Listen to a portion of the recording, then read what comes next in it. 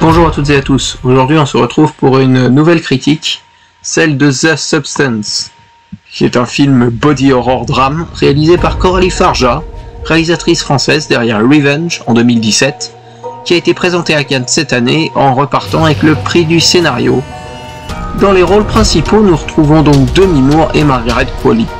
Pour la première, je l'ai découvert dans Half-Light, un super film que je vous conseille, sorti en 2006 et réalisé par Craig Rosenberg. Et la seconde, vous la connaissez peut-être pour Once Upon a Time in Hollywood de Tarantino en 2019, ou les deux derniers Lantimos, déjà critiqués sur cette chaîne. L'histoire est celle d'Elizabeth Sparkle, vedette d'une émission d'aérobic, qui est virée le jour de ses 50 ans par son patron, à cause de son âge qui est jugé trop élevé pour la suite de sa carrière. Le moral au plus bas, elle reçoit une proposition inattendue, celle d'un mystérieux laboratoire, lui proposant une substance miraculeuse. Si elle se l'injecte, elle deviendra la meilleure version d'elle-même, plus jeune, plus belle, plus parfaite, grâce à une modification cellulaire de son ADN.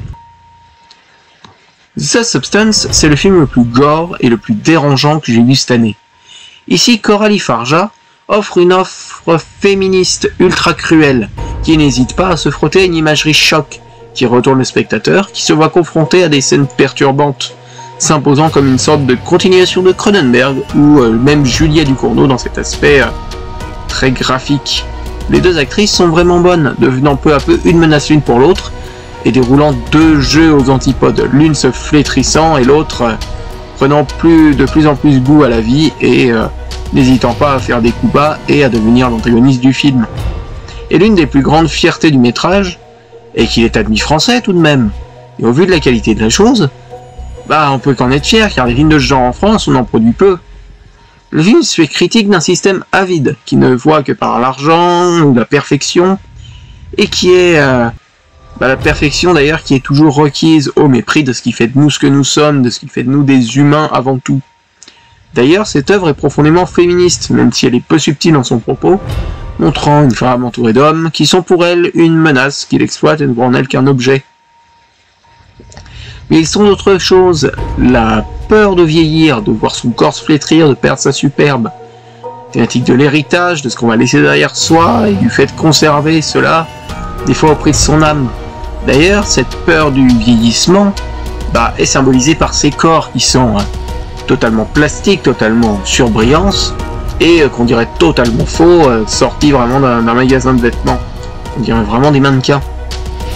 Et d'ailleurs, en parlant du corps, ça me permet d'en venir au département maquillage, qui a fait un travail d'orfèvre sur ce film, avec des prothèses et des costumes juste impressionnants à l'écran. Et voilà, félicitations à vous, département maquillage.